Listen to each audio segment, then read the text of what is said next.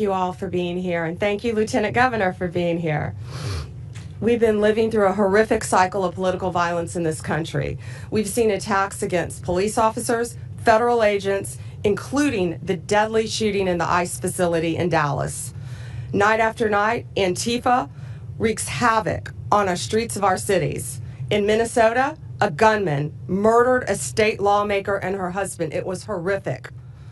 An anti-Semitic lunatic tried to burn down Governor Shapiro's house while he was in it with his wife and young children.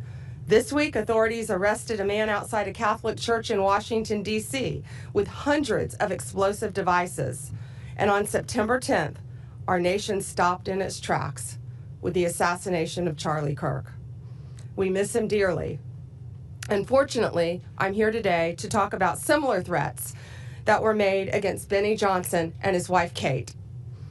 Benny's a well-known media personality, carrying a message very similar to Charlie's, grounded largely in faith and love of country. Just days after Charlie's assassination, Benny received a letter at his home where he and Kate are raising their beautiful, beautiful young family.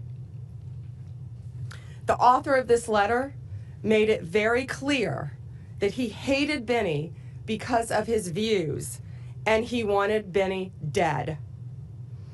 This was a coward hiding behind a keyboard who thought he could get away with this.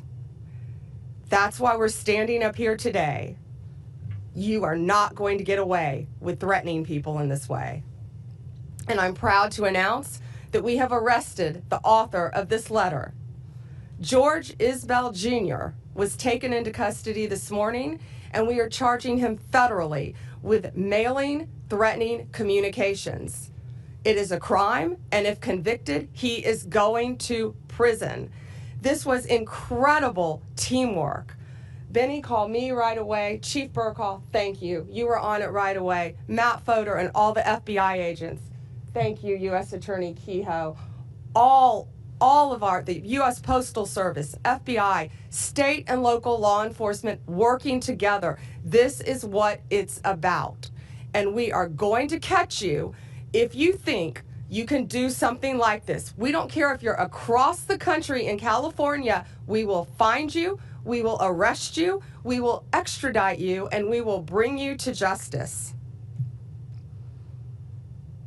We cannot allow this political violence to continue any longer.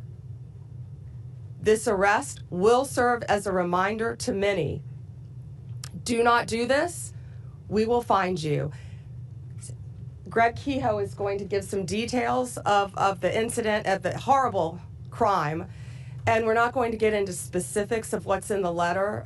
It's pretty horrific, and it's now a pending case. But I just want to thank all of the law enforcement officers standing behind me. And I want to thank Benny and Kate for standing so strong and fighting for their views and not cowering in fear, but coming out and supporting their faith and their values. Thank you. Thank you, General. Just preliminarily, I'm Greg Kehoe, the U.S. Attorney for the Middle District of Florida. I just want to introduce some of the individuals that are here at the podium so you can put names to faces, and they have all participated in this. As the General there said, this was a coordinated effort. In my far right is Rodney Crawford. He's the Assistant Special Agent in charge of the FBI. Next to him is Blad Rojo, who is the Inspector in charge for the Postal Service, and Mark Glass is behind me. Right behind me, he is the Commissioner of FDLE, and last but certainly not least is Chief Lee Burkall of the Tampa Police Department. You know, often we talk about coordinated, organized efforts by law enforcement to get something done, and I will tell you this is a textbook example of that. This letter came in to Mr. Johnson and his wife. We immediately contacted the Tampa Police Department. Lee Burkall and his folks at Tampa Police Department got on this letter right away, pulled in the FBI, pulled in FDLE. The Postal Service was able to track where this letter was sent from in San Diego in a miraculously quick period of time. FDLE turned around the fingerprints that were obtained from the particular letter to identify George Russell Isbell on this matter, and There was an arrest by the FBI who was coordinating this outside the San Diego area in conjunction with the local U.S. Attorney's Office, the FBI in San Diego, and last but not least, the San Diego Police Department. What we have here, and you can look at the complaint that has been filed and that is before you, is a vicious, horrific letter threatening Mr. Johnson and his family, sent to Mr. Johnson's house. In the complaint that you'll see, and also it attaches Isbell's letter, he is calling for the extermination of Mr. Johnson, that he should be strangled by an American flag, that he hoped somebody blows his head off, and then some vicious, vicious comments thereafter. Ladies and gentlemen, we have been at this podium many times before, and I say this and I say it again to echo what the Attorney General has just said and what the Attorney General has said throughout the country when similar instances have come up. Such conduct will simply not be tolerated. It will not be tolerated.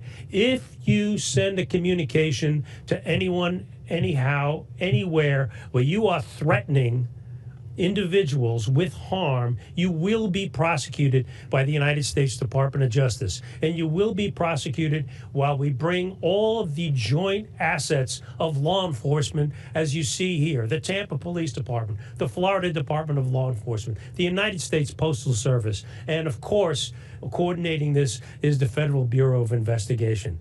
So the word should go out, and it should be no mistake that if you decide at any point, at any time, to write such a thing and send it over the wires, or in this instance, put it in the mails, you will be prosecuted and you will be held accountable.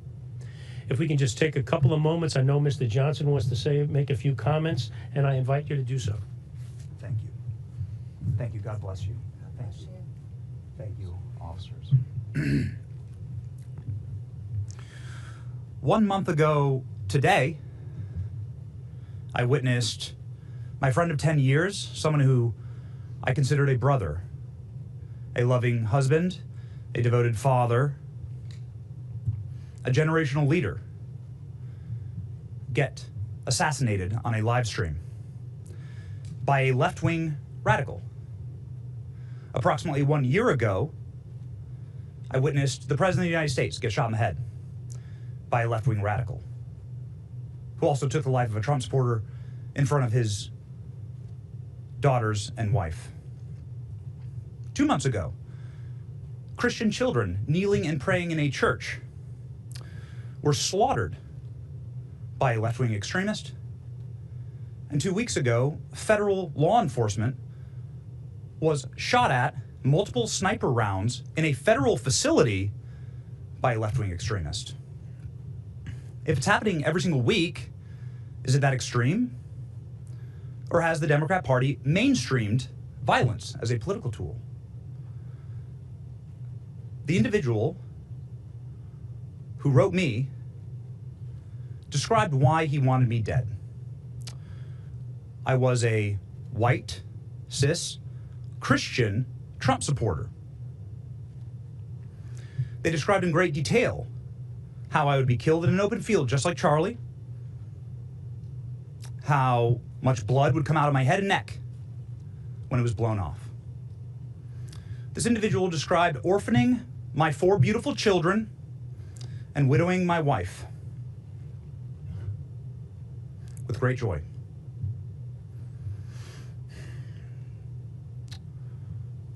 You might want to say another left-wing radical, another extremist.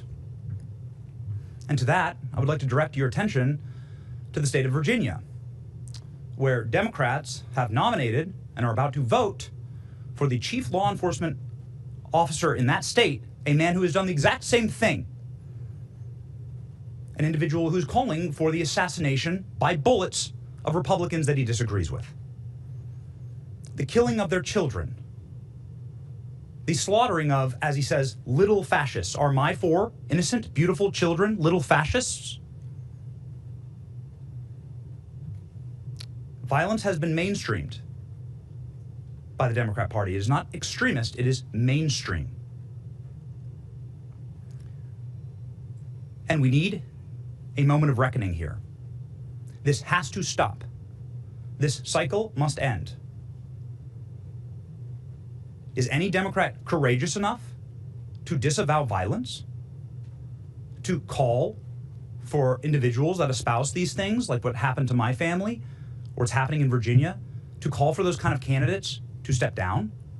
Will Democrats vote for that? Because if you're voting for that, then implicitly you're encouraging it, you're endorsing it. I don't want political violence. I want peace in my nation. I love this country. I want to be able to debate like Charlie did. I want to be able to raise my family in peace. That is our birthright. But you cannot make peace with evil as a Christian. You cannot unite with people who want you dead. I want unity in this nation. I want to be able to agree on more than what we disagree on. But for that first to happen, we must understand the battle. We are fighting good versus evil, darkness versus light. And good must conquer evil. Do not make peace with evil. To that end, and in conclusion, I would like to thank federal law enforcement, Pam Bondi, Kash Patel, Dan Bongino, the FBI, the DOJ, the Tampa Police Department, the detectives here, with absolute pinpoint accuracy, professionalism, courtesy, swift and tact. They were able to act instantly in order to make sure that my family was safe. Potentially to preserve the lives of my children. And they're doing that for families all around the country in many different ways. Every American should unite behind that cause. No matter who you are, you should say, this is a country where families should be able to raise their children safely, where people can have peaceful disagreements, where we can all live together under one American flag. I just want to profoundly thank the Trump administration and federal law enforcement and local law enforcement for saving my family. I will never forget it. It is the greatest goodness that has ever been done to me. And that is a thing that every American can get behind. The Trump administration making America safe again. God bless them. Thank you. We'll take, do you want to, you have a few questions? Attorney General. Wait, I'll go left to right. Okay. Attorney General, I do know that it's unfortunate what happened to your family in that letter, but he just described that this is solely put on by the Democratic Party. Do you see it that way, that this is something that is caused by the Democratic Party? No, and I just talked about what happened in Minnesota to a Democrat, what happened in Pennsylvania to a Democrat governor. No, this was a left-wing radical, absolutely. The same type of person who murdered and assassinated Charlie Kirk. That's what we're talking about here today. But it doesn't matter who you are. If you commit an act of violence, a written threat through the mail, we are going to find you. These men behind me are going to hunt you down and find you. This guy thought he got away with this, and he thought he could hurt Benny and his family, and it's not going to happen. We have open cases, other open cases all over this country, and we're going to find you. Any other question? Yes, hey. Attorney General, Sure. I have a couple questions. One is just about the case itself. Does this fellow, was he found to have any means of carrying it out, and did he have firearms available to him? This is an ongoing investigation. The man is in custody. I will defer that question until the appropriate time because it is still very much under investigation and following all the leads that we possibly can. And that's a very good question. I wanted to ask also, Attorney Sure. General, just during Charlie Kirk's funeral, the president said, I disagree with Charlie. I hate my opponent. I don't want the best for them. Would you encourage the president, just given what we're talking about here and the seriousness and how people take every word and use it to reinforce their preconceived notions about people, someone crazy could act on words like that. Would you encourage the president to not say things like that? The president said nothing about violence, absolutely nothing. And that was in response, I believe, to amazing Erica Kirk talking about her forgiveness. And he was saying how brave and bold she was and how difficult it is to forgive the person who assassinated. No, I'm not worried about that because that was not said. That was not said. No act of violence was said. If anyone is sending a threatening communication through the mail, like they did to Benny Johnson, we're going to find them and we're going to prosecute them. It doesn't matter what side of the aisle you're on. Thank you all. Have a great weekend. Thank you.